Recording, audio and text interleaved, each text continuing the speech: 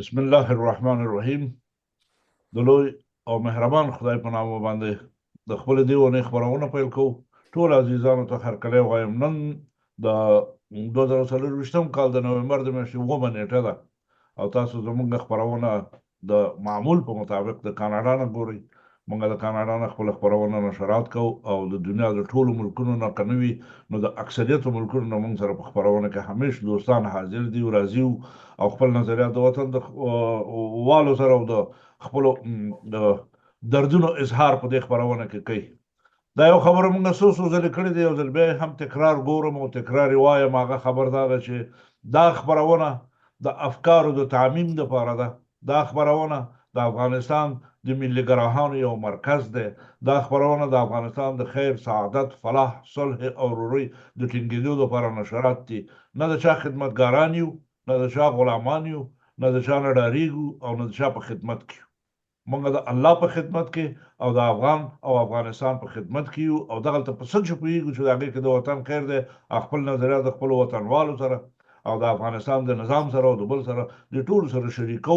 مګر هم که چېرته وشي یوه ورځ زموږ خبرې لږ څه تاثیر وکړي او د افغانستان په حالاتو کې او زموږ د وطنوالو په افکارو په حالاتو کې یو څه بدلون راشي، دا زموږ لویه آرزو او هیله ده.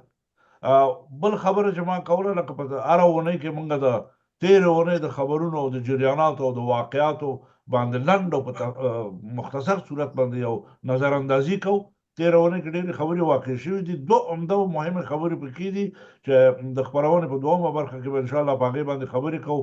د هغه یوه خبره دا ده چې نوې کرنسي راوځي بازار ته او په دې کې ډېر هیوادونه دي. دا په خپله یوه موضوع ده چې د افغانستان په حالاتو باندې به زه ډېر تاثیر لري او ډېره مهمه واقعه چې فقط 2 ورځې یا 1 ورځ مخکې وشوه، هغه د امریکې انتخابات خلاص شو. ډانالډ ټرمپ انتخابات وګټل او د امریکې نوی رئیس جمهور چې د نومبر د میاشتې په اواخرو کې به خپل کار نیسي. په دې باندې به خبرې کوو چې د امریکې نوی رئیس جمهور ډانالډ ټرمپ چې د دویم ځل لپاره بیرته راځي ریاست جمهورۍ ته، په افغانستان په حالاتو په منځنۍ اسیا او په دغه منطقه کې به د ده ریاست جمهوري څه مثبت تاثیرات لري، څه منفي تاثیرات لري. دا زموږ د خپرونې دوهمه برخه ده. نننۍ خپرونه کې لکه څنګه چې موږ په اعلان کې لیکلي وو چې د صلح د کمیټې مؤسس او رئیس ښاغلی حاجي صاحب ایام الدین ایام ما سره دی. ښاغلی ایام صاحب د ډېرو پخوا زمانو نه پېژنم. د 2000 کال نه را دې خواته زما او د سره سلام شته، اشنایي شته، اړیک شته. یو سیاسي شخصیت دی، یو ملي شخصیت دی. همیشه په دا ټول وخت کې په افغانستان کې د یو د دوامدارې صلح، روغې جوړې او ورورۍ د ټینګښت لپاره زحمتونه کړي دي، کارونه یې کړي، تکالیف یې ویستې. چېرته په کابل کې هېڅ څوک نشته داسې د افغانستان په سیاستمدارانو کې چې حاجي صاحب سره سلام نه لري، وی نه پېژني او د ده د نظریاتو نه آگاه نه وي. ده په لومړي سر کې حاجی صاحب ته هرکلی وایم. جناب حاجی صاحب محترم، شما را خوش آمدید میگم. خوش آمدین. پروگرام خودتان است و بسیار خوش هستم که با دوستای ما یک جناب زازه صاحب، گردیوال صاحب و تابع صاحب، اینا اشخاص مفکر هستند که از 3 سال به این طرف در پروگرام با ما همکار هستند و نظریات ملی را در گوش ملت و در گوش مردم ما میرسانند در هر وقت، در وقت ضرورتاش. شما را خوش آمدید میگم جناب حاجی صاحب. خوش آمدین و شروع میکنم عزیز جناب حاجی صاحب که شما من حیث مؤسس و رئیس کمیته صلح افغانستان بر سوابق کمیته صلح که تا جایی که ما معلومات دارم آغاز کارش در سال 2007 بود، اگر یک بسیار مختصر یک روشنی پرتین، باز سر مسائل دیگه هم است که باید صحبت بکنیم. تشکر جناب خادم صاحب. سلام به همه عزیزانی که در این شرکت دارن. صدای ما دارین؟ تشکر به شما. سلام به شما و به تمام عزیزایی که در این برنامه وزین شما در این برنامه ملی شرکت دارن. خب شما یک مقدماتی در مورد ما معرفی کردین، از لطف و نظرتان معلوم دار که ما و شما از زمان بیشتر از او شناسایی و روابط بسیار خوب داریم. اما در گذشته ها یک ضرب المثل است که میگه کبوتر با کبوتر زاغ و زاغ. کند، هم جنس با هم جنس پرواز. همونطور که شما و خانواده تان خادم صاحب بزرگ ملیگرا بودن، ما هم در همی پهلوی دیگه عزیزا بودیم و همیشه ما و شما کارهای بسیار مشترک داشتیم در حداقل در 20 سال گذشته. خب البته یک خلاصه در مورد که چگونه ما به صلح می اندیشیم و چرا کمیته صلح و آیا دیگه جایا هم به این وظیفه اشتغال داشتن، این کارهای صلح را می کردن. ما می خواهیم که حضور شما و شنوندگان و بینندگان تلویزیون شما و اعضای گرامی که اینجا تشریف دارن یک توضیحات مختصر بدم. بعد از او که در لوی جرگه اضطراری که البته من هم از امریکا رفته بودم، وضعیت طور دیگه تغییر کرد و دوره موقت آمد. از دوره موقت لوی جرگه اضطراری دوره انتقالی رفت و از دوره انتقالی به انتخابات رفت. شاید که ما یک کمک وقت بیشتر داشتیم که مو با تمام رهبرای در افغانستان در تماس بودیم و ما فهمیدیم که نمی خود حرکت یک حرکتی است که یک روز به این منوال ما را می رسانه. ما با تمام عزیزای طرف درگیر که شرکای یک حکومت یا دولت بودن با مصاحب نظرهایشان همیشه تماس می گرفتیم و از عواقب از این روز همیشه آگاهی می دادیم که باید یک وحدت ملی به وجود بیاید. جزایر قدرت محو شود در اونجا، افغانستان باید یک تیم ملی، یک قیادت ملی به وجود بیاید. البته من فکر می کنم که این برای بعض کسا فایده نداشت و چنانچه که حالا اگر آواز مرا میشنون اونا خودشان میگن که بله بارها و بارها این مطالب گفته بودیم. به همه حال کمیته صلح وقتی که شورای عالی صلح در افغانستان فعال بود، در اونجا متاسفانه که دولت یک شورای عالی کمیته صلح به وجود آورده بود، ولی یکی از طرفهای جنگ به او مصروف ساخته بودند که طرف تحریک طالبا با او صلح کنند و در جهان معمول نیست که یک دستگاه صلح با طرف جنگ خودش به صلح کنه. یک اشخاص صاحب نظر و صاحب که دارای اعتبار باشه باید اونا در اینجا می بودن، بی‌طرف می بودن که آواز هر دو طرف هم میشنیدن و بعد از صلح می کردن. ما در اون نقطه کمی مایوس شدیم که کاری که لازم بود برای صلح صورت نگرفت و یا اگر توسط از او شورای عالی صورت میگرفت حکومت وقت مداخله میکردن، چون زیر حکم حکومت قرار داشتن و مداخله حکومت آشکار بود.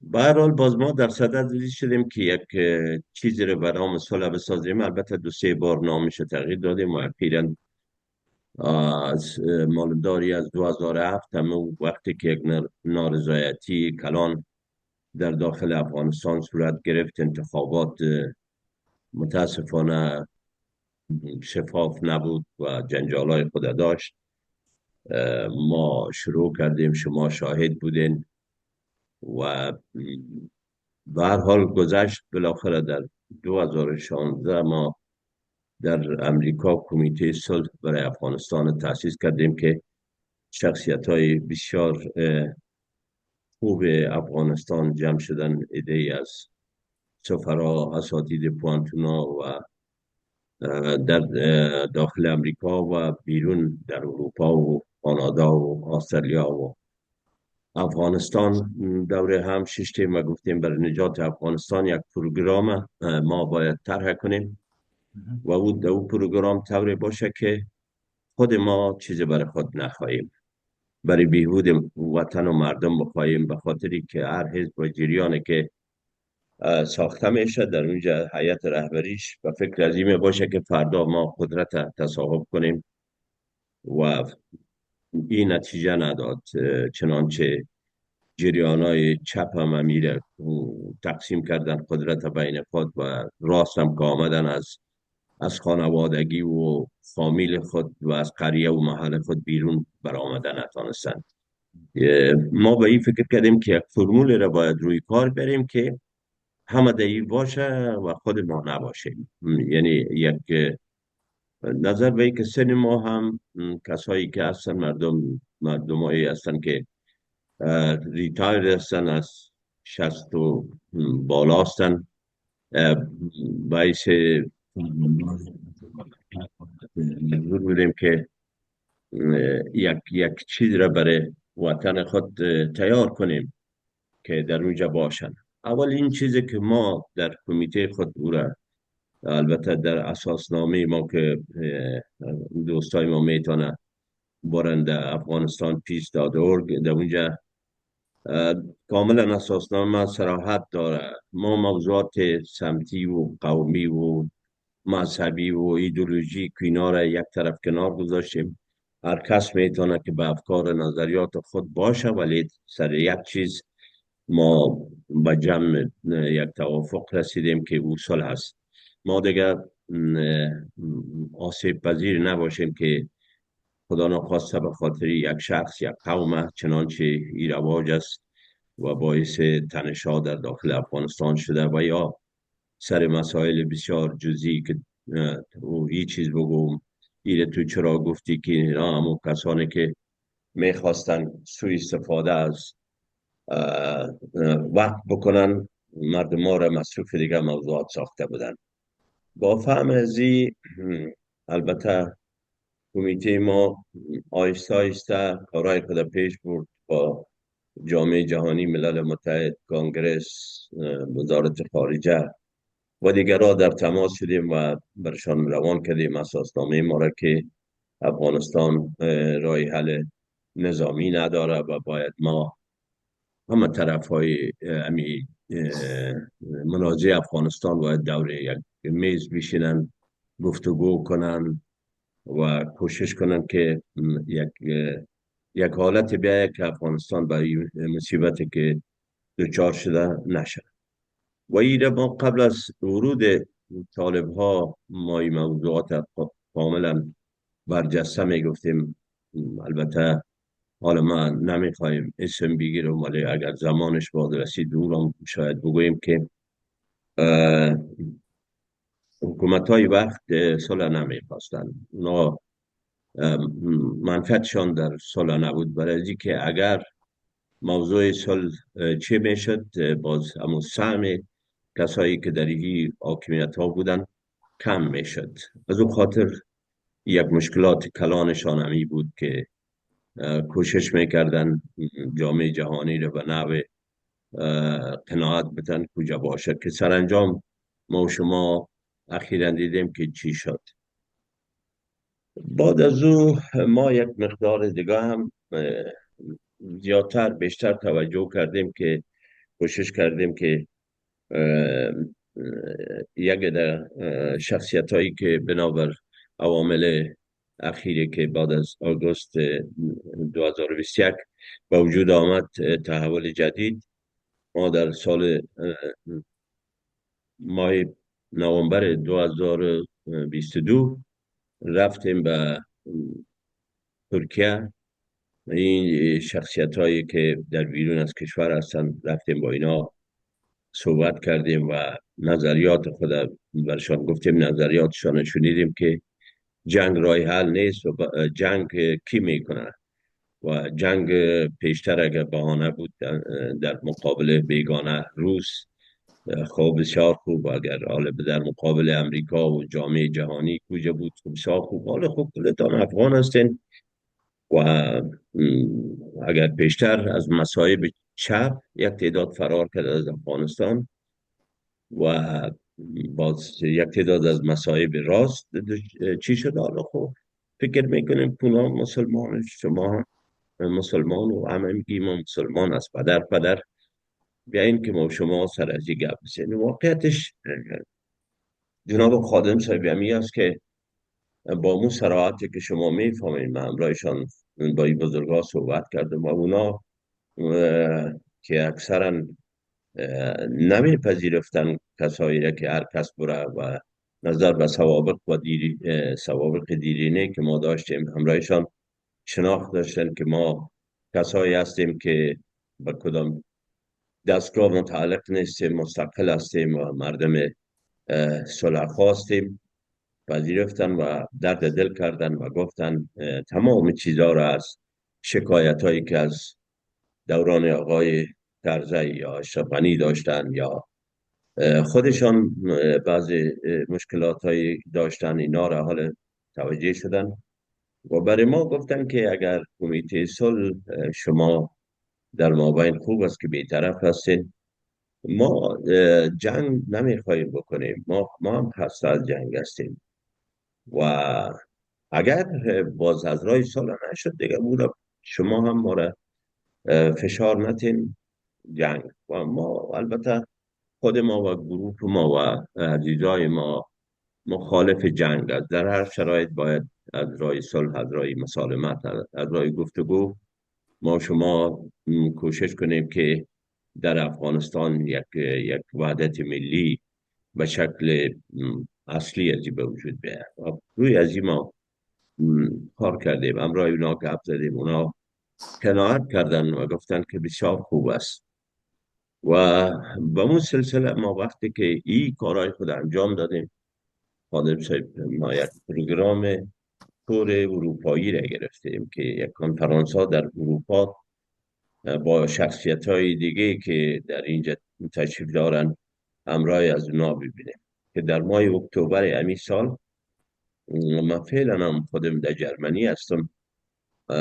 در تاریخ 5 اکتبر در امستردام که به نام روند امستردام است، یک تعداد شخصیت ها جمع شدن و اونجا یک کنفرانس داشتیم. واضح اهداف خود گفتیم، گپای از اونا را شنیدیم. بعد از او در ماه اکتبر در بروکسل آقای آستانگل شیرزاد دعوت کرده بودن.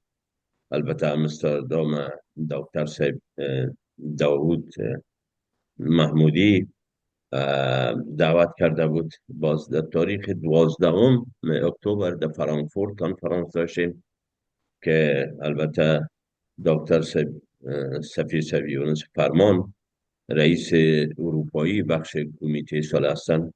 اینجا با اکثر شخصیت های افغانستان دیدار و ملاقات داشتیم، متبادل نظر کردیم. باز در جریان از این سفر ما یک مسیج از بفرمایید. حرف شما را قطع کردم. بفرمایید. در در زمره گفتارهای قبلی شما خصوصا ملاقاتی که شما با یک عده اشخاص در ترکیه داشتین بسیار مهم است. برای اشخاصی که در ترکیه هستند، اینا همش کسانی هستند که زیادتر از اینها در تلاش ازی هستند که قضیه افغانستان مثل سابق دوباره از راه جنگ به یک سو بکشانند. شما که با اینا ملاقات داشتید، آیا اینا حاضر بودند که به خاطر یک صلح دائمی و یک افغانستان باثبات و پیشرفته از صحنه سیاسی خود کنار کنند و از صحنه سیاسی خود کنار کنند و یا با اهداف و مرام ها و خواسته های عمیق بیطرفانه کمیته صلح لبیک بگویند؟ آیا حاضر بودن به این چیز؟ حتش خادم صاحب، حالا ما تنها نبودم، 9 نفر از اعضای هیئت رهبری بودن در اونجا و ما بسیار شفاف صحبت میکردیم، انتقاد میکردیم که شما در وقتتان توجه به این حرفا نداشتین و ما این پیشنهاد قبلا کرده بودیم در سال 2008 که بیاین با طالبا بشینین گپ بزنین و ما هم یک چند بار که هیئت رهبری طالبا در وقتی که مرحوم اعلیحضرت حیات داشتن هیئتشان آمد در کابل با ما دیدن اول، باز بعد از او همراه مصطفی جان زایر و نادر نعیم. به می ترتیب ما یک رابطه بسیار خوب امرایشان داشتیم. البته من با وجودی که در امریکا بودم، ولی در رفت آمد بودم. ولی اینا واضح صحبت کردن. اینا ما نقل قول چی بکنم. البته جناب استاد سیاف که معلوم دار یک شخصیتی است که باید اونا در هر حالت در افغانستان نمو جایگاه خود دارن. با اینا ششتیم و خودش گفت که آجی صاحب، من در حکومت های پیشتر کدام منصب چوکی گرفته بودم و نه عالیم در آرزوی از چی هستم، ولی از عواقب از این وضعیت من میفهمم که اگر ما هم تعهد کنیم که من شخصا طرفدار جنگ نیستم. از لحاظ اسلامی هم بسیار صحبت کردن، ولی مردم به این وضعیت موجود نمیتونن قناعت کنن و عواقبش هم میترسن.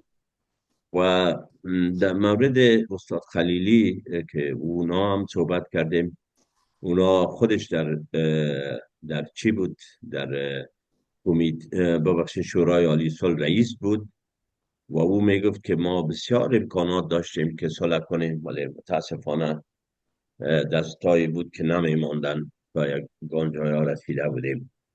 و همراه آقای محقق هم که دیدیم، اونا چون شناسایی قبلی در افغانستان بود، همراهشان اونا هم به ما گفتن. ما البته شخصیت ها را که میگم در افغانستان بارها ملاقات داشتیم، میشناختیم، از نزدیک اعتماد داشتن.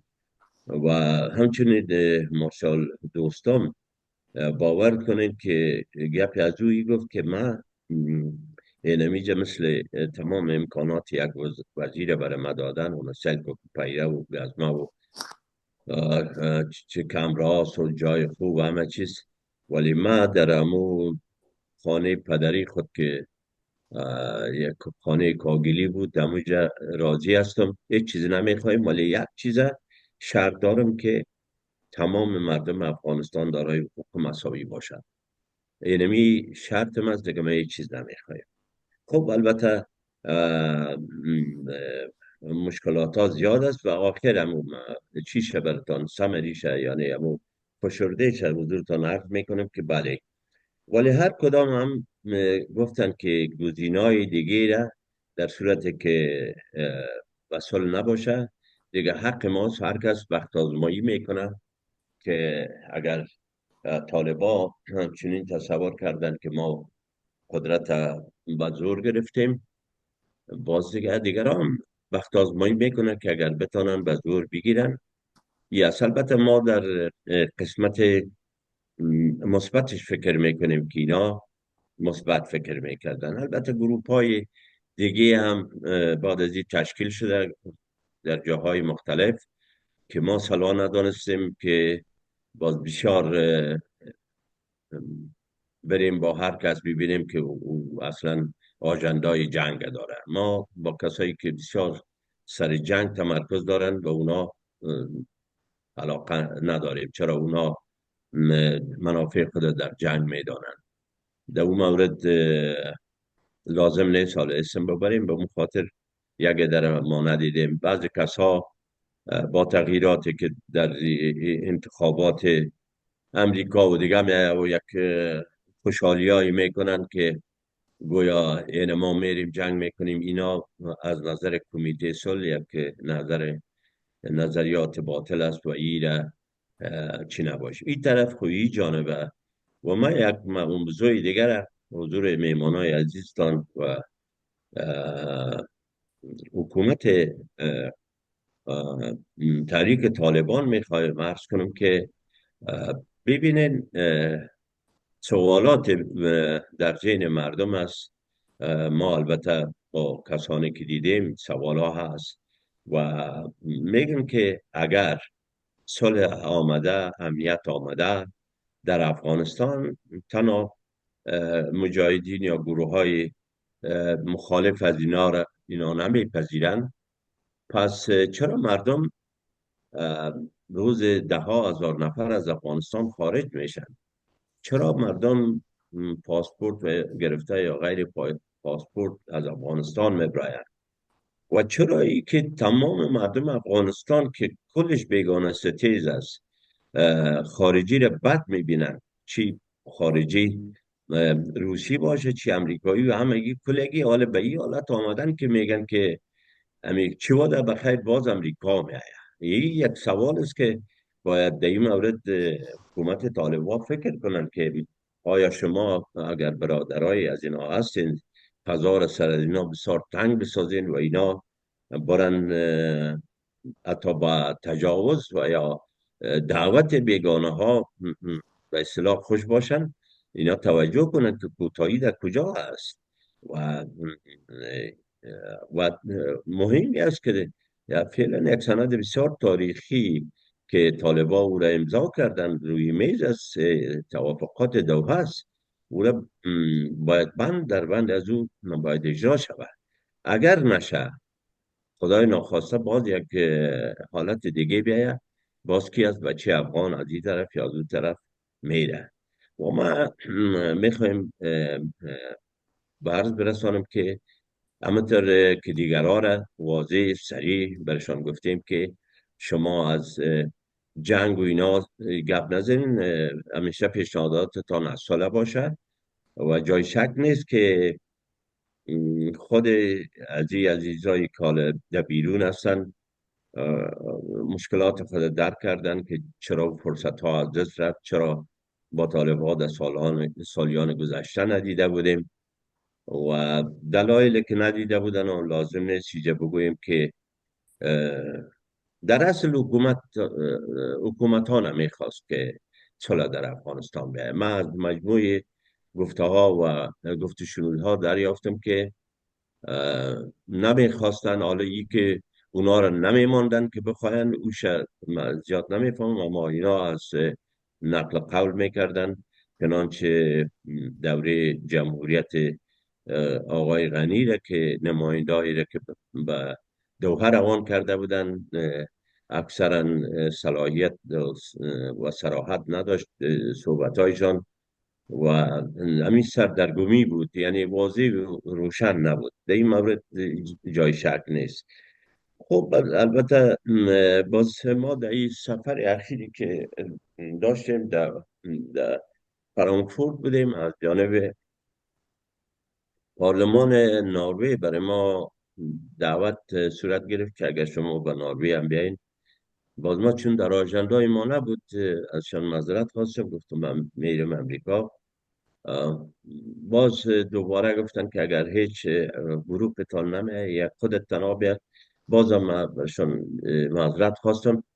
باز یک نفر عضو پارلمانشان آمد امرای ما در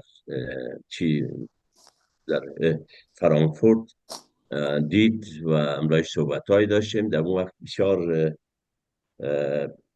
پافشاری کرد که حتما بین. باز من رفتم امریکا و پس دوباره یک گروه 6 نفری که 3 نفر از امریکا و 3 نفر آمد اروپا از کمیته صلح ما رفتیم به نروژ که البته جناب دکتر صاحب آتش مشاور ارشد ماست، دکتر صاحب یونس فرمان که رئیس اروپایی است، انجینیر طاهر مستور که معاون کمیته صلح در اروپا است، ابراهیم عبیدزی رئیس بخش فرهنگی و کریم نادری در ترکیب هیئت بودن. ما در نروژ رفتیم، البته در اونجا در پارلمان نروژ هم صحبت داشتیم، در کمیته نروژ برای افغانستان هم صحبت داشتیم، در نوبل پرایز همراه معاونش که یک شخصیت بسیار عالی جناب بود با اون هم دیدیم و اونا بسیار تشویش داشتن که فرزندای افغانستان در این زمستان چطور میشه و بسیار تقدیر کردن از ما. البته در سمینار معاون وزارت خارجه اشتراک کردیم و دیگه کسا را بسیار دیدیم، از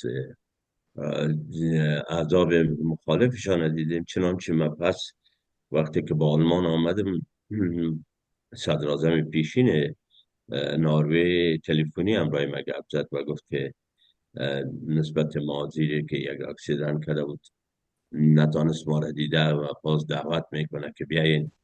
و حتی پارلمان اروپا برای ما وعده کرد که باید کمیته صلح یک دفتر خود، چون نروژ بسیار برای صلح افغانستان کار میکنه، شما اینجا باز کنین کمیته صلح برای افغانستان. و هموطنهای ما بسیار بسیار در اونجا که بودن از این رفتن ما خوشحال شدن. و یکی از هموطنهای عزیز ما که تاجر است، البته اونا هم از شناسایی امرشان داشتیم، برای ما یک دفتر و تمام مصارف رایگان به دوش گرفتن که شما باز کنین.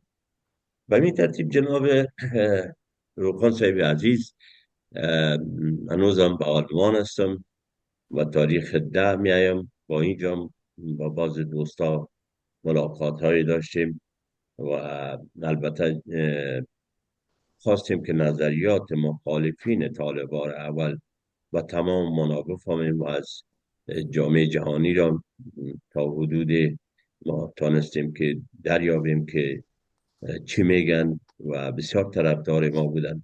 ما برای جنگ کسایی که میخواین جنگ دیگه بر اونا وقت فرصت نمیتیم که در سر انتقام جویی و جنگ جویی پیش برن. و از همین طریق تریبون شما از برادران که در افغانستان در حاکمیت هستن خواهش میکنیم که عفو عمومی را که اعلان کردن امور پایدار داشته باشند به حیثیت اما یک جریان سیاسی برمیخوره که یک وعده را کرده بازور تخطی کنن و مردم مورد تعقیب قرار بدن و شکایات بلند شود.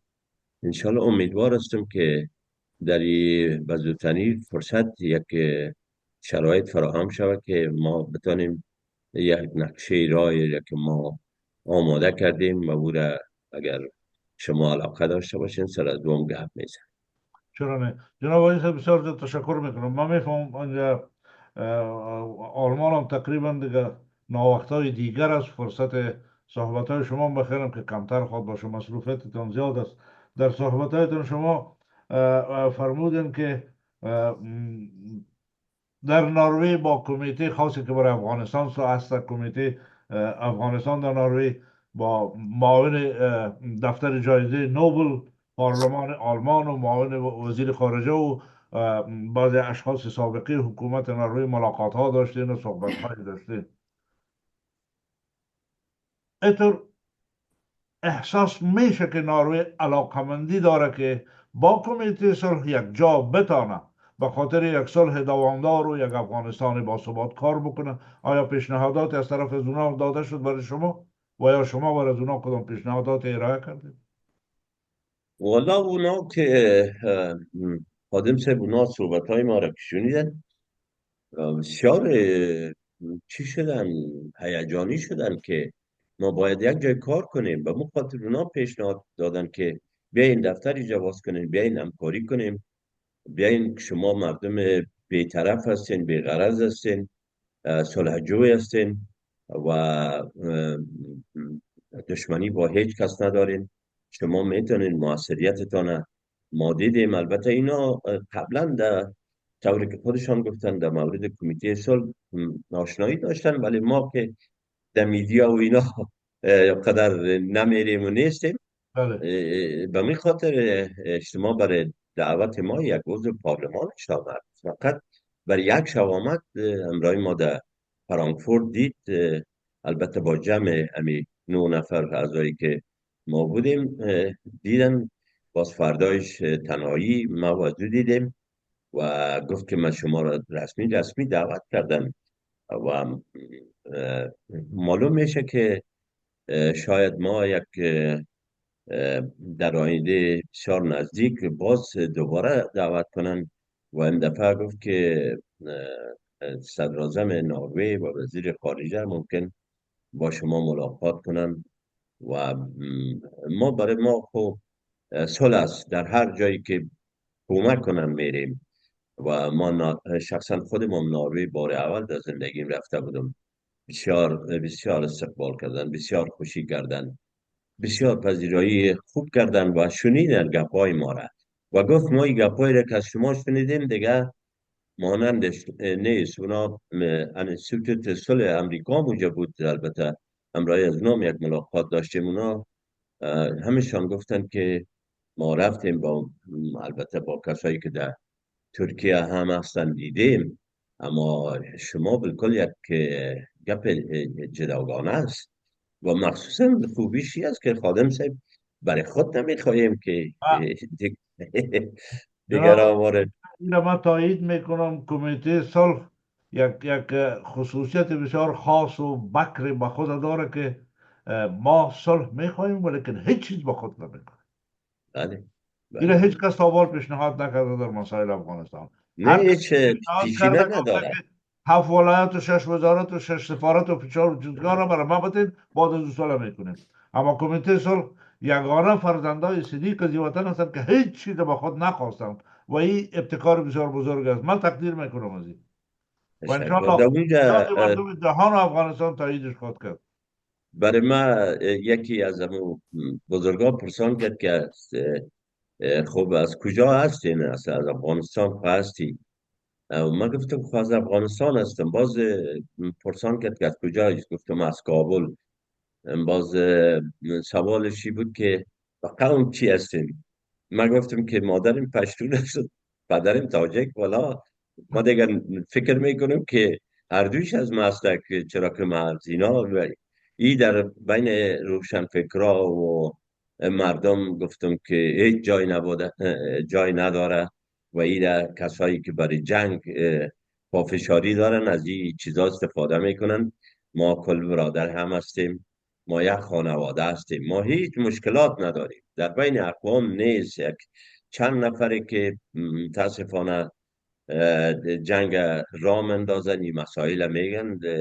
این خانه مشترک همه ماست. این در این مورد باور کنیم که همون دوستایی که ما البته در بعضی جایا دیدیم بسیار همراه ما م، فکر میکردن که البته چون ما از امریکا آمدیم یک قسم برای مردم از اینا معلوم میشه که از امریکا، ولی حالی قدر با ما محبت دارن که مسیج روان میکنن و رفتن ناروی ما را بسیار استقبال کردن در امی اروپا. دیگه ببینیم به کال طرفای درگیر یا طرفای منازع چی میگن.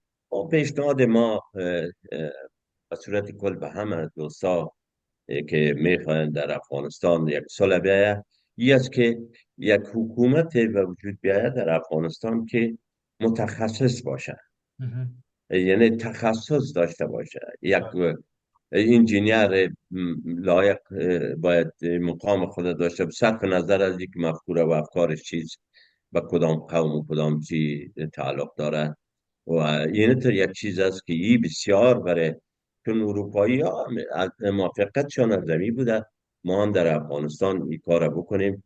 خب البته ما در مورد حکومت موجود چیزی نمیخوایم بگویم، ولی این دیگه کاملا آشکار است که امی ملا صاحبان نمیتونه که وزارت های یا شعبات که تکنیکی است در اونجا معادن کار کنن یا فهمش داشته باشن.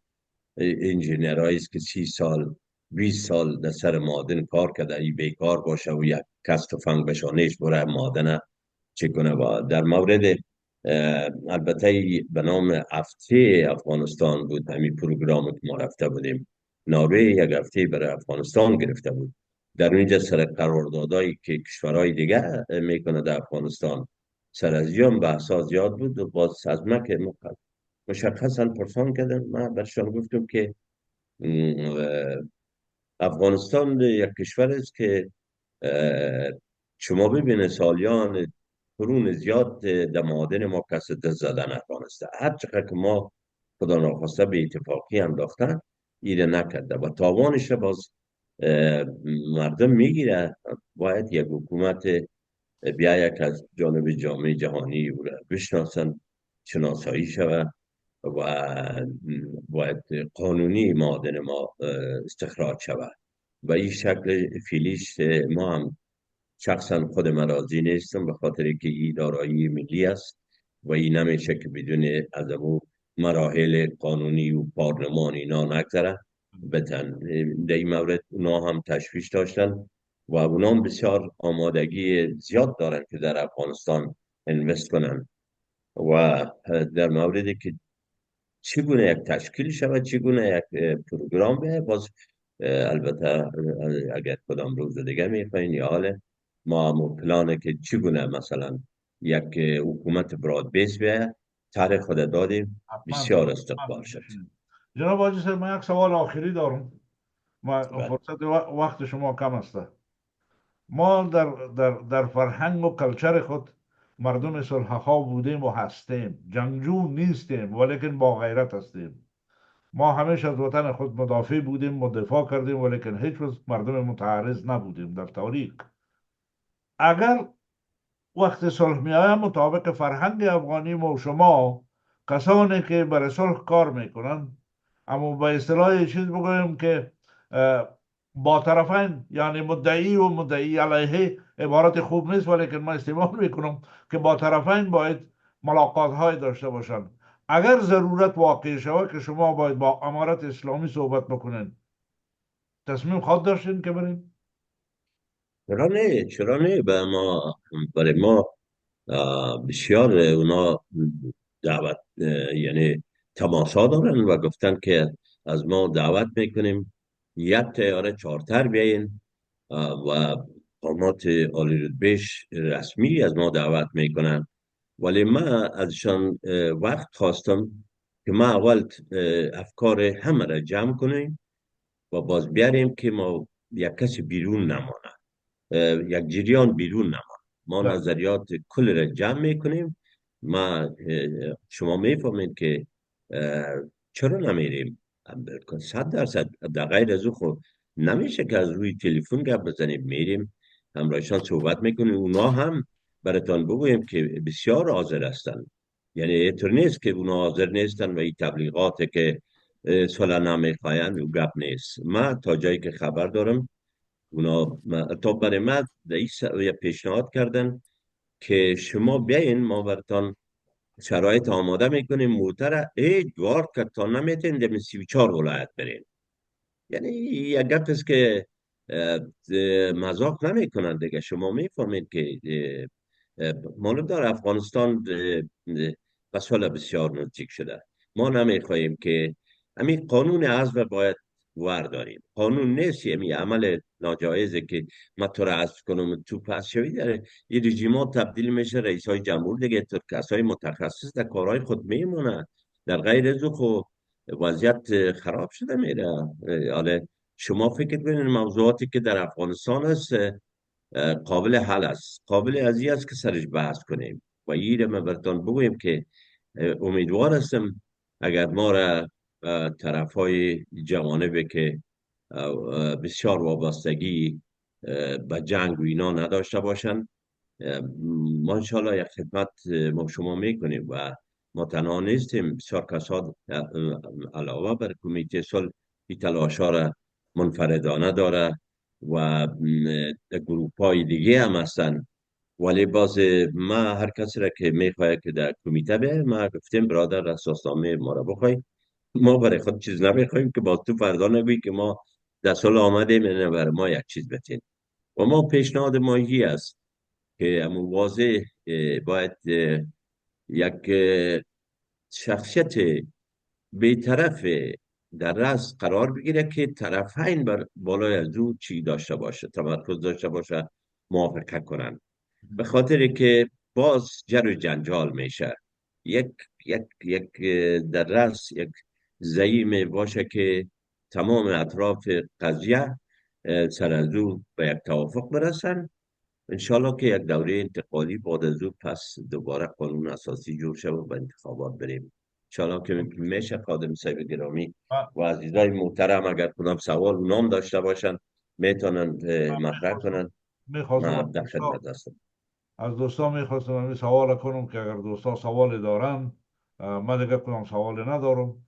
من از شما بسیار زیاد تشکر میکنم که از وقت گرانبها و قیمتتان در اختیار ما گذاشتین و هموطنان ما، صحبت های بسیار خوبتان، صحبت های امیدوارانه تان، یک یک امیدواری پیدا شده بر از اونا. و این جای بسیار خوشی است، خبر تازه است بیخی برای من که امارت اسلامی حاضر است با کمیته صلح در زمانی که شما خواسته باشین صحبت کنه روی مسائل صلح در افغانستان. این یک موضوع بیخی جدید و جالب است و خدا کنه که شما موفق شوین، کمیته صلح توفیق حاصل کنه و با امارت اسلامی هم از خداوند حوصله مندی میخواهیم که در این را پیش قدم باشن و در این را همکاری و همدستی را با ملت افغانستان داشته باشن. ما بسیار تشکر میکنم جناب عزیز محترم. شکر از شما سر. زاده صاحب، گردیوال صاحب، تابع صاحب، عزیز صاحب خپل دغه خاص کو و اینا خودشان خواستن که اگر شما کدام سوال دارین در خدمت هستن. عزیز صاحب زبا خیر دی دو خبرې وکم. مهرباني وکړئ. خادم صاحب، اول خو ایام صاحب ډیره مننه چې سروان پروګرام ته راغی او دا خپل د سولې د کمیټې خبرې موږ ته وکړې. کور یې آباد کړی دی، خوشحاله لره. ژبه پوښتنه نه ده، خو ژبه د اندېښنې په حیث باندې دا خپل فکر ایام صاحب ته څرګند کړم. دوی چې په کوم ځای کې غونډې کوي او یا کوم خلک ورسره دي، زما دغه ته خبرو ته باید بیا پوره متوجه شي. دا خلک خو که په افغانستان کې بیروکراتیک چوکاټ کې پاتې شوي وو او کار یې کاوه، څه یې پېژني او څوک یې پېژني. خو سیاسي موږ چې څومره یا ما چې څومره دا د دوی د کمیټې خلک کتلي دي، داسې اندېښنه مې دا ده چې د سولې د کمیټې په نام ورشباله بیا د همدې خلکو نه چې دلته نن خبرې کوي د سولې دپاره کوي، جنګ نه غواړي، نه چې بیا د یو شمس او نه چې بیا د یو سیاسي ډلې ټپلې دپاره د دوی هغه څه ورته وایي هغه خط و شعر او شمره بیا راوځي. ما ته دا اندېښنه ځکه مې د اندېښنې په حیث دا خپل سوال مطرح کړ چې د دوی سره کم خلک دي، هغه په حقیقت کې زه چې کم څوک پېژنم او زه به ایام صاحب ته ووایم چې زما هم 50 کاله په جرمني کې وشو او یو به د هغې خلکو نه یم چې په هر ځای کې وړوکې غونډه یا سیمینار شوی، زه به پکې وم یا به هم پکې برخه اخیستې، خو دا خلک ما ته نه دي معلوم. نو د دې خاطر نه مې اندېښنه دا ده چې د سولې په نامه نه چې یو پروګرام جوړ شي او آخر کې چې قدرت ته ورسېږي یا دا خلک دي بیا بیرته خپل سمتونه او جهتونه او خپلې ډلې ټپلو له بیا کار کوي. د دې اندېښنې بندوبست به بیا څوک کوي؟ مهربانی. بسیار خوب. سوال شما کاملا درست است، ولی اینطور است که ما یک اساسنامه داریم. ما تفتیش عقاید دیگران رو نمیتونیم، به خاطر که اگر یک آدم طور مثال چپ یا راست یا هر چیزی که باشه او را بگذار، اما در اون وطن در تمام کشورهای دنیا جریانهای مختلف سیاسی هستند، ولی ما با سر دو چیز یک جای هستیم کتی مردم: صلح در افغانستان و بازسازی وطن، ترقی از وطن. و خود از اینا تا جایی که ما البته از مدت است که کار میکنیم، دوستای ما او موضوعات پیششان قطعا مطرح نیست. یعنی یا به وارد دیگه بگویم که ما قانع ساختیم رفقای خود که ما باید لغزش نکنیم، ما با یک دل تپل فرموده شما ما اوج وجدان خود زیر پای نکنیم و بریم که بگوییم که بالا ای از این قوم است یا از اون قوم است یا از این جریان سیاسی یا از اون جریان سیاسی. به صورت قطع انشالله که کسی که سالها مبارزه کرده و در این راه بسیار فرصت ها برای خادم صاحب معلوم است که برای ما چوکی ها و اینا داده میشد، ما او را نپذیرفتیم به یک وجه، به خاطر چوکی و ثروت قدرت ما نمی کنیم. ما یک چیزی به شانه های ما است، وی است که یک بچه کوچی از امو غجری خود مبرای یک ماین را که یک بیگانه ساخته زیر پایش انفجار میکنه، پدرش پیسه کفنشان نداره، سر از این فکر میکنیم. دیدگاه ما دمی است. ممکن است یک آدم چپ باشه یا راست باشه، هیچ افکار خودش است. ولی در یک وطن ما میتونیم که هندو را تحمل کنیم، ادیان دیگر را تحمل کنیم. دین ما همانطور یک دیدگاه وسیع داره که ادیان دیگر هم رب العالمین است، او را ما چی نداریم. یعنی شما فکر کنید که شرایط در افغانستان موضوع ناموسداری بسیار بسیار بسیار قوی است. وقتی که یک خانم برا میره و یک کس استادش کنه که تو چرا ایتر پوشیدی یا چرا ایتر نپوشیدی، من فکر میکنم مردم برش غیر قابل تحمل است. بخاطر برای که در همین 70 سال گذشته یا 100 سال گذشته همین رشد فرهنگی یا طور پوشیدن لباس یا اینا تغییر کرده. از یک محل در دیگه محل از شما ببینید یک مردم در قندهار بسیار لنگی میزنند، در یک ولایت دیگه پکول میپوشند، در یک ولایت دیگه سر لچ هستند. همه مسلمان هستند. یه خو همون فرهنگ منطقه و قبیله و اینا قابل احترام است بر هر کس. در این مورد شما قطعا تشویش نکنین. ما بر روی کاغذ خود آژندای خود پیش میریم، نه اشخاصی که مثلا ایده یک جریان باشه صبح دیگه تو کش میکنه. اوتر کار ایجا صورت نمیگیره و اگر اوتر باشه کسی باز برای ما اطمینان نمیکنه. زازه سی محترم. آیا آیا ډېر مهرباني خبره اصل کې دا ده چې په دې تیرو 4-5 لسیزو کې اعتبار بالکل خراب شوی دی. دغه اعتبار سازي او اعتماد سازي څنګه کېږي؟ زه د یوې سوري نه 2 وارې مارچې چلی یم، 3 وارې چې چلی وم د همدغې سوري نه. تا په خپلو خبرو ستا د خبرو په دویم پړاو کې یو شي ته اشاره وه، هغه دا وه چې تاسو لاړې ترکیه کې هم د دغه تښتېدلي مشرانو سره وکتل. دونه بیا تاسو ورته غواړئ. نو دو څلي څله دو چې هلته حکومتونه یې وکړه 20 کاله او 30 کاله او 40 کاله او هېڅ هم ترې جوړ نه شو. د دونه بیا تاسو څه غواړئ؟ که څه امکان لري چې دا خلک چې هلته په خپله 20 کاله او 40 کاله په حکومت کې په دې ونه توانېدلې چې هلته یو ملي وحدت، یو سوله او یو ارامي رامنځته کړي. اوس د دې نه ته څنګه بیا دا تمه توقع کړې چې دا به اوس بیا سوله راولي؟ دا څنګه امکان لري؟ په کومو میکانیزم او کومو شرایطو سره دا شی امکان لري چې دا به وشي؟ دا خو ماته داسې یو شی ښکاري لکه سړی چې خیالات جنګوي. نو دا خو د خیالات وخت نه دی، د عملي مبارزې وخت دی. عمل او عمل کې خو بل رقم قصه ده. دې خلکو خو خپله 2-3 وارې ازمایل شوي دي. نو چې ازمایل موږ به ټول عمر بل کار نه تمام روز به خلک ازمایي یا ازمایش کېږي به دا خلک ټول عمر چې یاره نن دا کار وکړ سبا له بیا ازمایو ته ورېږه چې بیا ازمایو. نو په دې کې خو وخت تېر شو که نه. اعتماد سازي یو. دویم دا چې هغه خلک راوستل دا هم یو نظري ده. هر څوک چې نن یوه وړه ډله قدرت له راځي هغو منشور جوړول شي. د منشور جوړول او د اساسنامې جوړول څه مشکل خبر نه ده.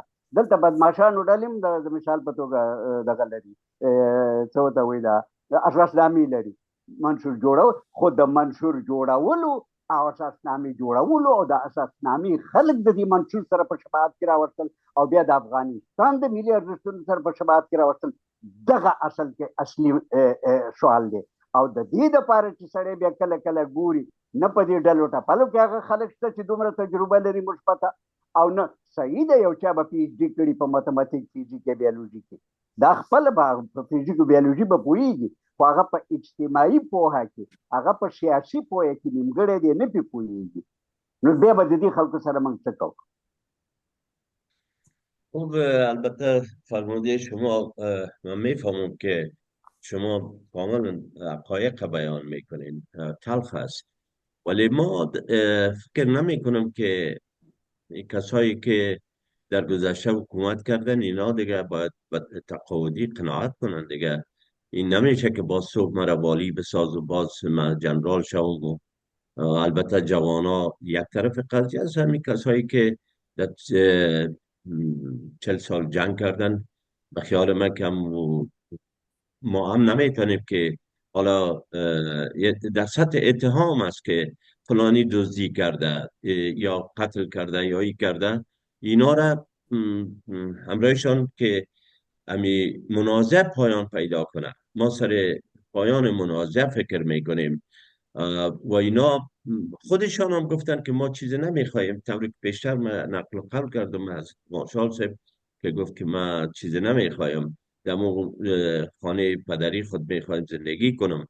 و یک وقتی هم فرا رسیده که مردم میگن دیگه بالاخره ما فکر میکنیم یا ما یا شما یا یک کسی پیدا شود که برای صلح هم فکر کنه. و حالت موجودی که در افغانستان هم هست اگر فکر کنیم ایدئال نیست دیگه. اگر می بود خب چرا روز 10,000 نفر از افغانستان میبرامد؟ یا چرا مثلا شما فکر کنید که ما فردا شفاخانه های ما با دکتر زن ضرورت داره، بار مادر ما میره، اینا باید موضوعات قابل بحث هست دیگه. ای هم یک جانبه ممکن نیست. سرازی موضوع وطن، حتی یک آدم که 10 سال در زندان بوده و برآمده و جرم خود داده داره که گپ بزنه بشینه. خب فرموده شما هم درست است که چطور کسایی که اکادمیک هستن و دکترای خود در رشته های مختلف و چی گرفتن، همونا هم در امی حکومت جمهوریت بسیار بودن، یکیش به صلح فکر نمی کردن، یکیش صلح نمی خواست، یکیش در کابینه صدا نکرد که برادر بیاین کمی طالبا را بیاریم که خود یک جای یک حکومت مشترک داشته باشیم. یا یک چیز کسی نبود، فرصت طلبی بود. و تا زمانی که اونمو وضعیت به وجود آمد، ولی ما نمیخوایم که باز جنگ شود، باز دوباره در فکر از این باشن که جنگ کنن و حذف کنن طالب باز جنگ کنن حذف کنن. ایره بیاییم که کل ما بشینیم یک قانون را بسازیم که مثل سایر کشورها سربلند زندگی کنیم، یکی دیگه خود بپذیریم.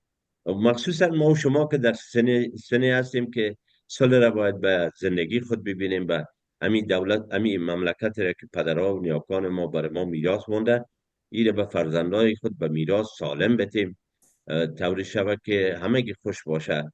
منظور از شوکی نیست. من پیشتر گفتم که یک شخصیت هایی را پیدا کنیم که او بی‌غرض و بی‌طرف باشه، در سر از او طرفین اعتماد کنن، اونا در قدرت باشن و یک حکومت فراگیر باشه، یک حکومت که تمام مردم در او سهم داشته باشه. این چیزایی است که هم جامعه جهانی میخواه، هم مردم افغانستان میخواه و هم طالبایی را امضا کردن در سند که بله اینه مثل یک چیز ما میخواییم. حالا زمان از این رسیده که بیاین تطبیقش کنیم. همسایه های ما بسیار علاقمندی پیدا کردن بر صلح ما که باز به ثباتی در اونجا خدا ناخواسته نشه. حالا از همین فرصت خوبی را که طالبا برای امنیت آوردن، از همین استفاده کنیم که امنیت به یک صلح دائم و قائم و یک صلح درازمدت پیش بره. و صلح برای شما معلوم است که در یک روز یک سال نمیه، این دیگه زمانگیر است، شاید دهها بگیره، ولی از یک جای باید آغاز شود. آیام چې په اخر کې به اخیری یو دغه دی هر چې آیام چې اول ډیره مننه خدای دې ژوندی لره. مهم شی دا دی چې موږ باید په خپل ولس کې ځای ولرو. دا چې ناروی زموږ حکومت کوي او که کومک کوي او که امریکا زموږ کومک کوي او که چین زموږ کومک کوي، دا بیلې خبرې دي، دا په کار ده. خو چې موږ په خپل ملت کې د یو کتله وشو، یو عنصر شو او یو رول ادا کو، بیا د همغه رول په بنیاد باندې د نورو هیوادونو سره اړیکې قایم کو، دا به اصل کې بنیادي او بنسټیزه لري. د دې نه په غیر لاره چې هغه ګورې زمونږ په تاوان تمامېږي. ډېره مهرباني خدای دې ژوندی لره. سلامت اوسئ. سلامت اوسئ. عادل صاحب اجازه ده؟ ولې نه زاده صاحب مهرباني درته لنډه پوښتنه وکړي. حاجي صاحب روان دی کوم ځای ته؟ لنډه پوښتنه نه کوم، ولې زه غواړم چې صحیح په دې موضوع باندې خبرې وکړم. نه غواړم پوښتنه وکړم. مننه، کور مو آباد ژوندی. ته خپل نظر پرې وایې. نه غواړم. مننه، کور دې آباد. مهرباني. ګورې خادم صاحب، ستاسې قدرمن میلمه ایان صاحب ته، تا ته، ګردیوال صاحب ته او تابع صاحب ته خپلې نیکې هیلې سلامونه وړاندې کوم. موږ د دغه 45 کالو ژوندی تاریخ د هیواد په ښه او بدو باندې ډېر ښه پوهېږو چې په دې هیواد کې څه ترسره شوي دي، څه ترسره کیږي. د افغانستان واک نه د ناروې په لاس کې ده، نه د آلمان په لاس کې ده، نه د بلجیم په لاس کې ده، نه د بل څه. تاسو معلوم ده چې همدغه امریکا که د جمهوریت خواهان وو که دیموکراتان وو، دوی ته د دوی د هیواد د پالیسیو د دوی د هیواد ملي ګټې ارزښت لري. په نورو هیوادونو کې دوی خپل استعمار کوي او هغه استعمار په وسیله باندې خپل ملي ګټې ترلاسه کوي. همدغه ایام صاحب ته په ډیر درناوي سره په خپله زه خو شخصا شرمیږم، خپل حال باندې تعصب کوم چې د هغو جنگي جنایتکارانو چې دا وطن د خاورو سره سم کړی، سوله په افغانستان کې د پښو لاندې کړې ده، ملتونو ته، اقوامو ته، ټولو ته په افغانستان کې قومي، مذهبي، سمتي مرزونه راوځي او د دوی لاسونه د افغانستان د ولس په وینو ککړ دي. څنګه کېدای شي چې دغو قاتلونو ته آغا یا جناب سیاف صاحب یا جناب مارشال صاحب ورته وي؟ دوی باید همدغه کمیټه د صلح دوی باید نړیوالې جنگي محکمې ته معرفي کړي چې هغه ته دوی محاکمه شي.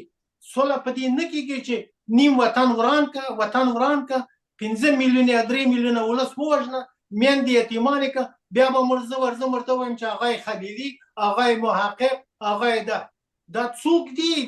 د چا زامن دي؟ دا چا واک ته ورسودل؟ همدغه امریکا، همدغه تروریستان، همدغه مافیایي جهادي ډلې ټپلې، همدغه جاهلان، همدغه بشري جنایتکاران په افغانستان کې واک ته ورسول. د امریکا په موجودیت کې په افغانستان کې څومره بشري جنایتونه وکړل. بیا هم ښاغلي ایام صاحب ته په ډېر درناوي سره خبرې زما خوښې شولې، دا چې د اروپایي ټولنې سره د هر چا خبرې کوي، دا د افغانستان د سولې لپاره د قدر وړ دي. مګر تاسې باید داسې یو پلان منشور جوړ کړئ. اول خو موږ خپله منشور لرو، تاسې باید داسې یو منشور جوړ کړئ چې تاسې د دغو هیوادوالو څخه چې په بهر کې ژوند کوي او د دوی څخه تاسې لومړی باید شخصي پوښتنې وکړئ چې دوی په دغه لاره کې ورسره در سره یو ځای کیدای شي که نشي کیدلی. نو د دې لپاره اوس په افغانستان کې سوله هم تامینه ده، امنیت هم تامین ده. اوس هر څوک راپاڅېدلي د افغانستان دپاره خبرې کوي. جبهې ازادي جبهه هم راجګه شوې ده، هلته ترور هم کوي، قتل هم کوي. طالبان انکار کوي چې داسې پېښه نه ده شوې، نن مې دومره طالب ووژلو، نن مې دومره. ولې په افغانستان کې د ټوپک په زور باندې که دښمن دي ورسره کېنه، خبرې ورسره وکړه، که دښمن دي قتل کړی محکمې ته معرفي کړه چې معرفي شي. اوس څنګه دی ځي د خانې ګیلي خود میشینو؟ خدای دې پښې ټوټې ټوټې کړه چې ته بیا افغانستان ته لاړ شي په خانې ګیلي کې کېنې. ستا لاس ته وایې چې ډاکټر شهید ډاکټر نجیب دې پرې نه ښودلو چې د میدان هوایي نه راوځي. شهید ډاکټر نجیب چیغې ووهلې د سولې، تا څه ورته وکړل؟ مارشال دوستمه د مارشالي تا ته چا درکړه؟ زه یو نظامي افسر یم، نظامي افسر ته معلومه ده چې مارشال څوک مارشال کېدای شي. زه ولې نن وخت په دغو فاسدو جنګي جنایتکارانو باندې ضایع کړم؟ دغه خلک چې زما خبرې اوري دا نه وایي راته چې ته ولې په دغو جنګي جنایتکارانو باندې خبرې کوې. زه سچا صاف سوترا قاطع خبرې کوم.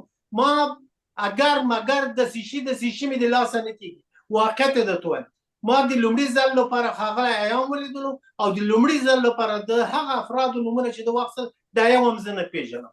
نو دې لپاره چې دوی معرفي شي دوی پخوا په افغانستان کې څه کارو، په کوم ځای کې کار کولو، په تحصیلات یې څه شی دي او څوک دي. دلته په افغانستان کې ستر ملت پښتون ژوند کوي. د همدغو ډلو ټپلو عطا محمد نور، خلیلي، محقق، دوستم، سیاف، مزاري، د همدغو په وسیله امریکایانو د پښتنو کلي ولایتونه ټول بمباردمان کړل، په میلیونونه پښتانه یې ووژل. زه اوس راشم دغو جنایتکاران سره کینم د سولې په اړه خبرې ورسره وکړم؟ هیڅ کله دا ارمان به دی. زه خپله هغه څوک چې غواړي چې دغو سره خبرې وکړي هغه باید د سولې خبرې نوره په دې نړۍ کې ترسره نه کړي. ایام صاحب ته د درناوی وي. زه دغسې مسایلو کې نه غواړم خبرې هم زیاتې وکړم او نوره نه غواړم چې د دغو جنګي جنایتکارانو په خپله پاکه ژبه خوله باندې د دغو نوم واخلم.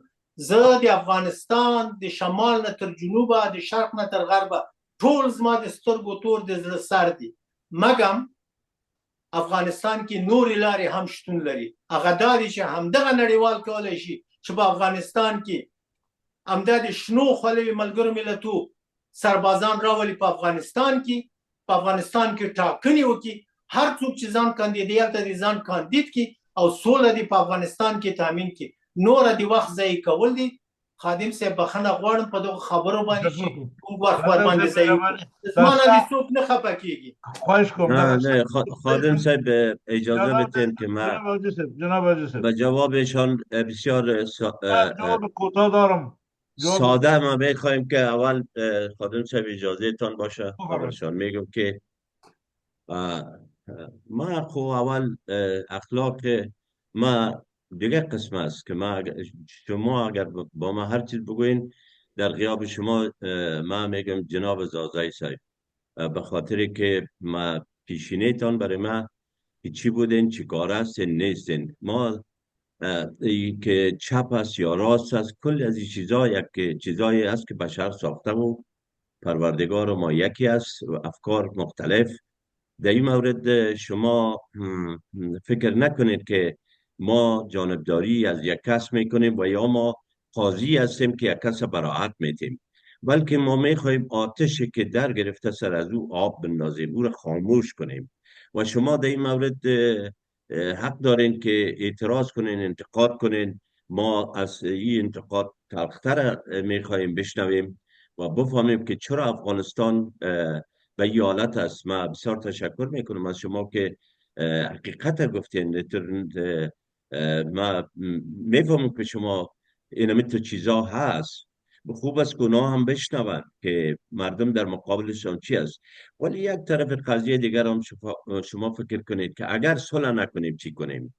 و اگر اینا مالدار هر کشور در افغانستان دسترازی داره، اگر یک اسپانسر پیدا کنن اینا جنگ کنن و خون افغان ریخته شود از خاطر باز ما چی باید کنیم؟ باید کوشش کنیم که از گذشته را بگذاریم به گذشته، سر از امروز برای افغانستان چی میکنیم امروز. یک دقیقه آقای ایام صاحب، یک دقیقه با احترام خاص، امی قدم نیکتان که راجع به صلح کردین این قابل تقدیر است. این ما بدون تملق و تظاهر میگم. سوال دیگه در اینجاست آقای ایام که در افغانستان جنایات بشری شده. مردم اولاد خود از دست داده، مردم طفل خود از دست داده، مردم پدر و مادر خود از دست داده.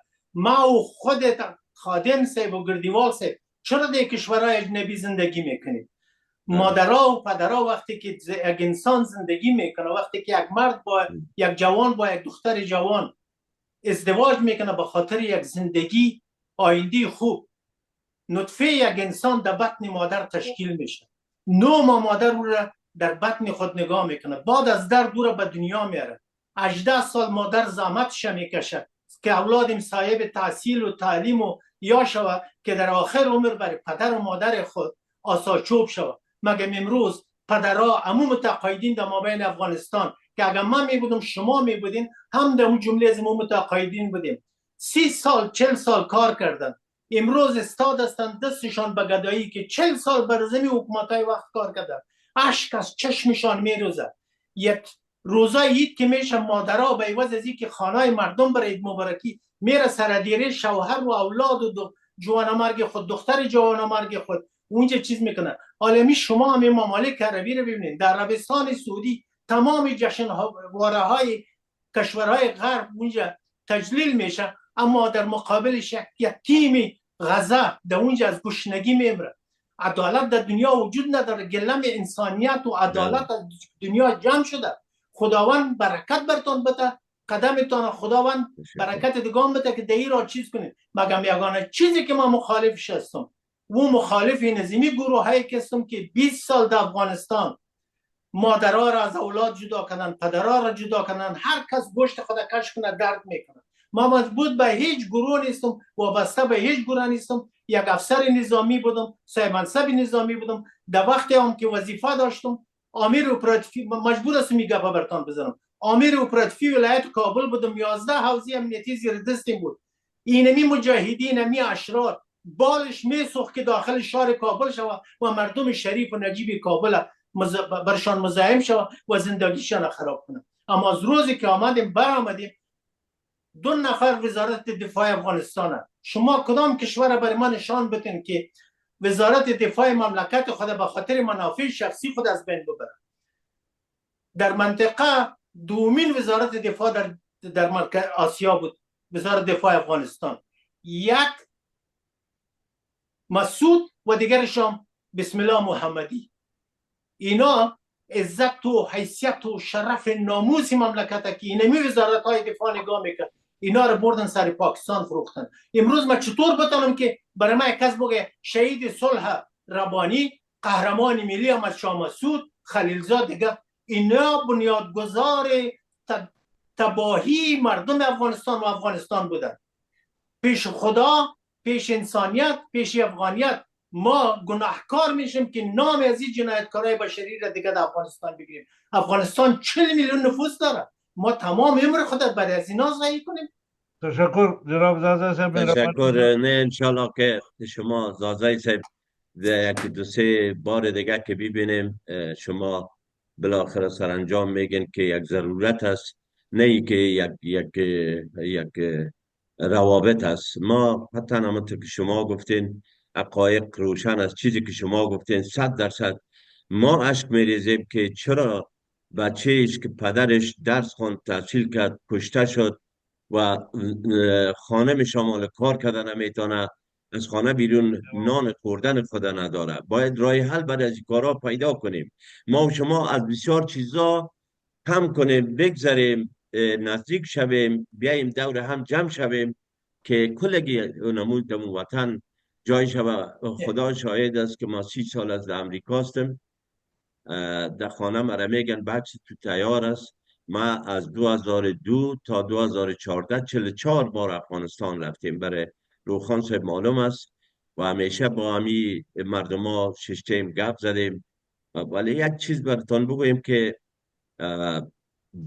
طرف جنگ باید قناعت بدی که صلح کنه.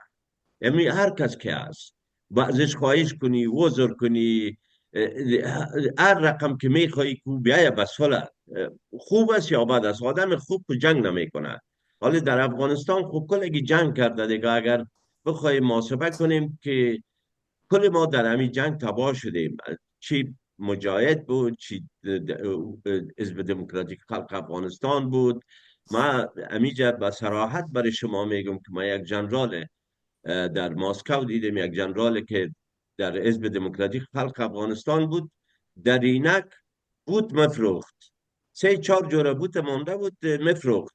و ما او را از کابل میشناختم و رفتم امرایشان صحبت کردم که جنرال صاحب چی میکنی؟ گفت والا حالا مجاهدین که آمدن ما بیرون برآمدیم، اینمی نان و اولاد خود ایران. ما میفهمیم که یک قماندان که در مجاهدین بوده به 100 میلیون دلار هم بسنده نیست. این چیزا هست.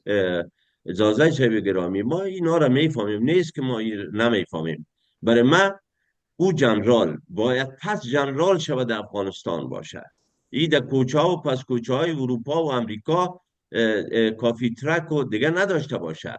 افکارش مربوط خودش است. در وطن باید آدمای پروفشنال در کار خود بره. یعنی موضوعات سیاسی یک گوشه مانده شود، تخصصی گوشه دیگر.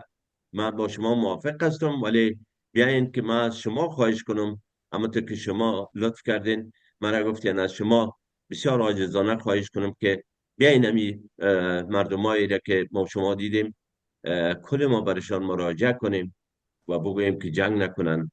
چرا اون شما پیشتر گفتین که یک جبهه به نام آزادی هر روز میگم چند نفر کشتیم.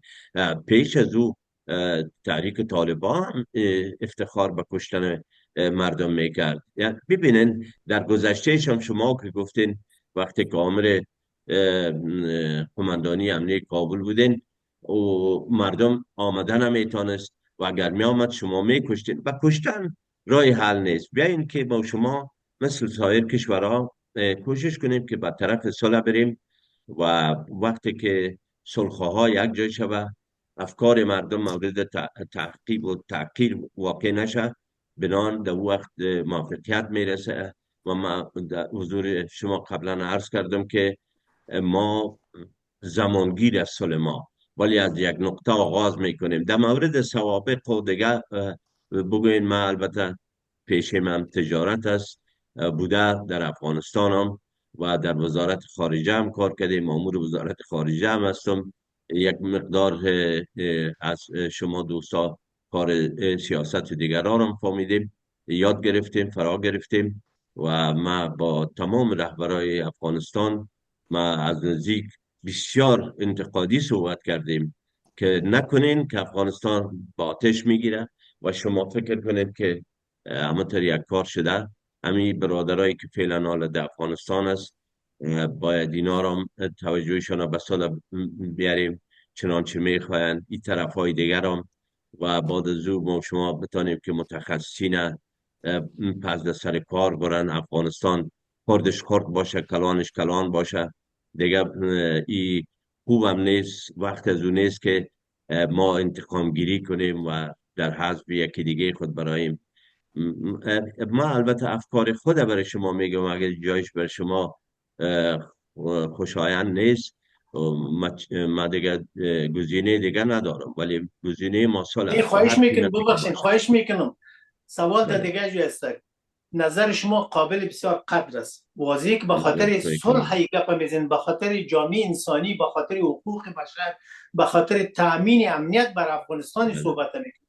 اما ما در مقابل نظامی مردم واقعا یک آدم آرام هستم، یک انسان آرام هستم، مگم یک قدر عصبی میشم که ما بدترین خاطره که در زندگی خود داریم که صبح از افغانستان برآمدیم، دیگر مادرم به خاطر نواسه و خودم سکته قلبی کرده. این تا روزی که سرم در لحد قبل بخوره از یادم نمیره. این دردآور است، تحملش برای من بسیار مشکل است. و دوم دیگه شما پیشتر گفتین که کس داخل شده نمیتونید در کابل. نه خیر، اون رقم نبوده وقت ما تمام شهر کابل، تمام ولایت افغانستان کمربند امنیتی میگرفتیم از طرف شو پیرادارای ثابت و موتردار و گزمندان کمینه های ایجاد میکردیم که اونا نمیتونستن داخل شهر کابل شوند. از دور امی گل بیدین راکت منزد. مثلا شما امی دسیسه ای که در افشار شد، امی احمد شاه مسعود و سیاف و ربانی و محقق چند هزار نفر مردم بیچاری هزار را در افشار کشت. سر بچهش در دستش بود، تنش نبود. این کی تحمل کرده میتونه؟ چرا مسائل مذهبی در مابین افغانستان آمد؟ ما تا چی وقت بشینیم در مابین رسانه ها به شکل دیپلماتیک صحبت کنیم؟ چرا نمیتونیم کردکی در سر پلوان بشینیم، همون وطنکی که آبا و اجداد ما صحبت کرده واقعیت ها را نگوییم؟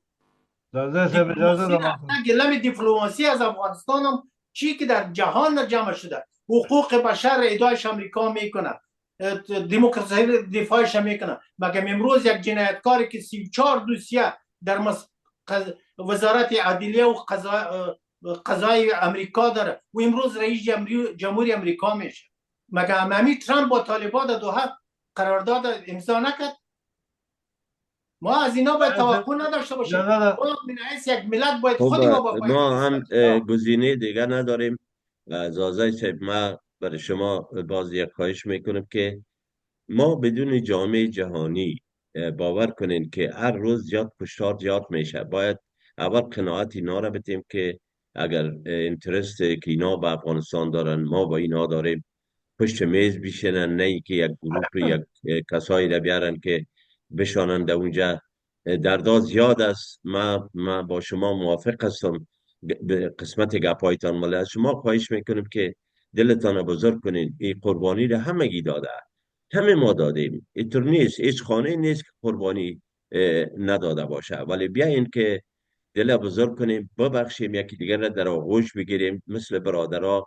چرا ما به فکر آمدن بیرون نبودیم؟ ما هیچ وقت نبودیم.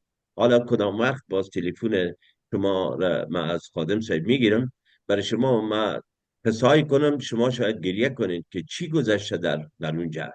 این متاسفانه فکر کنیم که بیگانه ها بسیار دست درازی کردن در خاک ما. اگر ما متحد شویم فرصت برای بیگانه نمیشه که داخل شود. بیاین امی مردمایی را که ما میگیم با امینا که جنگ میخواین، با امینا بریم پیششان بگویم جنگ نکن. کسایی که جنگ نمیخواهد که مثل ما و خودت است خب نمیخواهیم جنگ.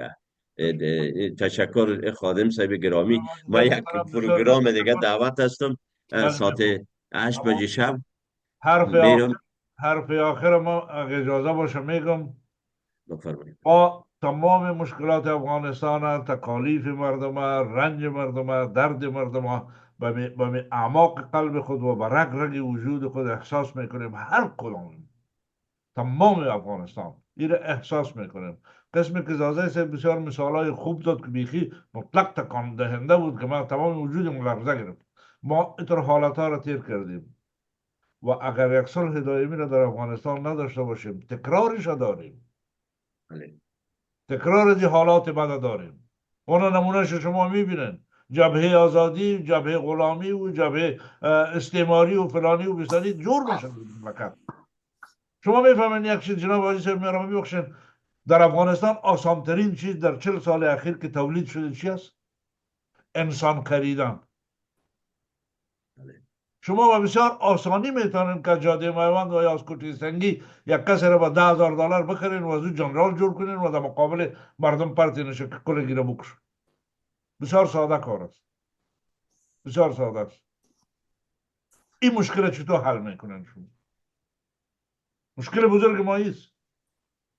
امروز نباشه سبا پیدا میشه، سبا نباشه دیگه سبا برات پیدا میکنه. اول همین خود افغانستان آدم ببینه، ایران، تاجیکستان، ازبکستان، ترکمنستان، پاکستان، قزاقستان، روس، چین، امریکا، فرانسه، کلش مثل باشه ها و پلنگای اما اژدهای عجیب و غریب و تو سر افغانستان برند هستن و سیل میکنن سر افغانستان که کدام قسمتش وردم چی رو بگیرم از اونجا. ولی حالت یک مجادله کار داره. این مجادله و مبارزه به فکر من شخصا به می عقید است. بدون از یک فضای صلح‌آمیز دیگه صورت امکان نداره. در غیر از او باید کنه ما تفنگ بگیریم یکی دیگه خود کشته بودیم. آخرین نفر. بله. ما بسیار تشکر میکنم جناب عزیز. تشکر از شما، تشکر به از زازه. مهربانی. ما بسیار خوش ببخشین شدم. ما در اون درد پشتو یک متل داریم، یک گپ خدا بزنه میگه دوست بدی وژیړوي دښمن بدی وخندوي. ما لکه صحیح. واقعیت میگیم به خاطر اینکه شما یک قدم نیک برداشتین و به این زنده باشین. موفق شوین. ما باید روی تشکر. واقعیت ها صحبت کنیم. بس تشکر. نه ډېر ما ممنون. بسیار با شما موافق هستم. حرفای شما اینطور نبوده که از روی کینه توزی نبوده، حقایق بوده. او حقایق باید بشنویم. ما تلختر شنیدیم. باور کنید که در مجلس مرا در گپ زدن نماندن، فکر کردن که یک چیز پسان حال عمو دوستا برای من مسیج روان میکنن که آفرین خوب شد که رفتی نروژ. ما باور کنین که من پیشتر بر شما گفتم من آدم نیستم که دروغ بگویم. برای ما 2 بار 3 بار گفتن که بیاین، ما گفتیم نه وقت نداریم نمیریم. ما میخواهیم که بین افغانی کارا را کنیم، نه بین مملکت ها و کشورها و دیگر. که ناچار شدیم. یک عضو پارلمانش آمد، وقتی که آمد که ما گفتیم امی سعید گفت نه بیاین اونجا که هفته افغانستان است. ولی خوب شد که دوستای کوجه از دیگه جناها و جریانا آمده بودن، اونا شنیدن که ما بودیم در مابین کل گپ صلح را بالا میکردیم و دیدیم که بسیار بازار خوب داره صلح. همگی خسته است از جنگ. زازای صاحب گرامی و شما و دوستایتان ببخشیم موفقیت که میخوایم. ما من در معذرت خدمت میخوایم که هستم. احساساتی شدم چون بسیار نه درد. نه نه شما بزرگ هستید. ما خود گفتم که هیچ وقت ما چی نمیشم، آزرده نمیشم. ما همین رقم که شما صحبت میکنین حالا لازم نیست ما بگویم ما بزرگا همتر گفتیم که شما می کارا را چیزی کردین. مصاحبه‌ای که در تلویزیون ها کردیم اگر در امریکا است یا در داخل افغانستان است، فقط وحدت ملی را و بس. تمام مسائل مطرح این هدف ما بوده و مربوط به هیچ طرفداری یا گروه را نکردیم به شمول می حکومتی که امروز در مابین افغانستان است. چون اینا بدتر کار را کردن در تاریخ افغانستان که نیمی نفوس افغانستان را در خانه زندانی کرد. بله. ببینید ما شما آیسته آیسته در یک راه هستیم، یک مسیر هستیم. این تلخ و ترش برای ما خوب است گفته شود، باز در راه سال یک جای هستیم انشالله. تشکر از جناب ایان صاحب در آغاز صحبت ها ما گفتم که ما همه هم فکر هستیم. بالکل همینطور است. واقعا هم فکر هستیم کمیته صلح از ماست و هر کسی که به خاطر یک صلح دائمی، یک افغانستان باثبات و مستقل یک قدم میورده، قدم دوم در پولیش ما میگیریم، هر کسی که باشه. بالکل. زنده باشین، سلامت باشین خادم خیلی صاحب گرامی. مهربانی آیان صاحب، تشکر از خیلی جان دوستای دل. عزیز ما که بسیار با حوصله‌مندی گپای طولانی مرا شنیدن، وقت دادن که ما درد دل کنیم. انشالله ما همیشه در خدمت هستم و در خادم صاحب یک شخصیت بسیار نهایت عالی است. ما از خانواده و خانواده با هم شناسایی داریم. بچهای در کابل یک جای کلان شدیم دیگه. میفهمه که حوصله و جاد بوده که نمیزاده سوم از ابو بچه کابل ما هم خلاص دیگه سیمپی بودیم، گردیوال خلاص صاحب دیگه و یا هم سیمپی بودیم. خلاص دیگه یک خلاص مذاق دیگه یک مذاق کنم. یک روز یک تلویزیون از پیش ما یک پرسان کرد، گفت زازه صاحب در دوران شما که جوان بودین در کابل چی رقم بود؟ اول خب برش گفتم که ما از ستنگای کابل بودیم و وقتی که در کابل میگشتیم فکر میکردیم که دبیری روی خانه خود میگردیم. به این سرحد کابل برای ما عزیز بود است و دوباره میخوایم همون کابل عزیزه به دست. حتما ما افتخار میکنم که حضور شما در این راه صلح باشه با همه چیزا. شما قلب ما، دل ما هستین. جناب آیان صاحب، آخر میگم هر وقت شما اگر یک ملاقات با طالبان داشتین نمیزازه سه وقت خود ببرید. میبرم من به تمام مانا. همین حالا هر کسی که بگویم ما شاید حال من برای شما بگویم که ما او جسارت خداوند داده و او شجاعت هم داده که ما موضوعات با او کسا بسیار واضح و روشن بگویم و این کارا را ما کردیم. چنانچه 2 بار نمایندهشان که آمد در اون وقت ما برشان گفتم که همین کارا عاقبت خوب نداره، نکنین. بیا این که اونا شاید یک 5 دقیقه نگرفت، بعد از اون مرا گفت که آجی صاحب تپوش خپل کار که منتبای چه سکو می رما به حضور اعلیحضرت رساندم. مقصده که اینا طور میگن. گپ در جاهای دیگه هست، بسیار چیزها هست که ما حالا نمیتونیم، خواهش میکنیم که این چیزها را نمانه. باز یک زومای دیگه میگیریم و شما کرده که غیر رسمی باشه گپا را بزنیم. بسیار چیزها را ما آگاهی داریم، بسیار گپا هست و ما شما در یک راه هستیم. باید و مخصوصا که حال شما میگیم پس هم کابل ما همونطور شود میمانخانه تمام ولایت افغانستان شود. این چیزها را باید دور کنیم، این تعصبات که متاسفانه آمده. حالا سعی کنیم با خدا باور کنیم که خادم من از 2 برادر خود که زیادتر دوست دارم. به خاطر چی؟ خاطر اینمت حقیقت گوییش، راستگوییش، اینمت شما مرا باز پسان میشناسین. باز ما شما که رفیق شدیم، یک کسی پیش روی ما شما را گرفتار نمیتونه. موفق باشین. تشکر موفق پروگرام حاجی صاحب شما را با خدا میسپارم. بسیار زیاد تشکر، ممنون. ډیره مننه حاجي صاحب، خدای جان دې لري. یک جان تشکر. خدای با امان خدا. با امان. حاجی صاحب خو مصاحبه ډیره کوه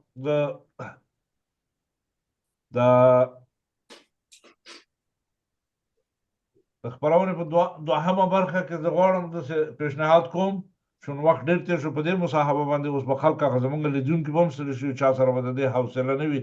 دا دویمه برخه چې مونږ غواړو د امریکې د انتخاباتو په نتایجو د ټرمپ د دوباره راتګ په باب باندې د دوی په ریاست جمهوریت کې څه خبرې شاید واقع شي، څه تاثیرات به د افغانستان په حالاتو ولري، په اسیا کې به څه خبرې واقع کېږي د دې تغییر نه وروسته.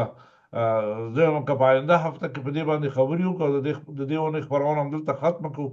تابع صاحب او ټیک ده، دا ډېر شیان تکراري دي، دا ډېرو رسنیو هم دا خبرې شاربلي چې بله هفته ته به حالات هم لږ رامعلوم شي چې څه پرې کېږي، څه کېږي، او دا د ټرمپ ګزارشات به هم معلوم شي. ځکه ټرمپ خو په دې خپلو بیاناتو کې د انتخاباتي کمپاین کې او د امریکای پاکستانیانو ته ویلي وو چې عمران خان به د زندان نه خلاصوم بیرته به یې راولم او هلته به یې صدراعظم کوم. معلوم بشه. او دا د پاکستانیانو لپاره دا خبره که دا افغانانو ته وکړي افغانان به ټول اور واخلي، خو پاکستانیان ورته خوشحاله دي خدای دې راوله دا سړی راوباسه موږ دې بیرته صدراعظم کړه. هغه ملاتړ کوونکي لري نو او بس دې ونې خپرونه په همدې ځای پای ته رسوو. ستاسو د دوستانو د حوصله مندۍ نه، د محترمو لیدونکو د حوصله مندۍ نه ډېره ډېره مننه کوم. کور د ټولو تشکر او راتلونکې اونۍ پورې ټول په خدای سپارم. خدای په امان. ګردیوال صاحب په مخه دې ښه وي. مخه